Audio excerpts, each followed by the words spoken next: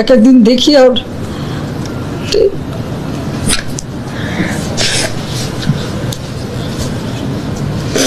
মায়ের কোল খালি হোক এটা আমি চাই না, কারণ আমি তো বাবা মা সব হারিয়েছি, আমি তো জানি হারাবার ব্যথা কত কষ্ট, কিন্তু সেই কষ্ট বুকে নিয়েই তো ফিরে আসছি এদেশের মানুষের জন্য। এখানে আমার তো কোনো চাওয়া পাওয়া নেই, আমি তাদের ছেলে মেয়ের জন্য কিছু করিনি, শুধু তাদের লেখাপড়া, নিজেরাই চাকরি করছে, নিজেরাই পড়েছে, আমি কতটুকু করতে পেরেছি, কিন্তু আমি দেশের মানুষের জন্য করেছি।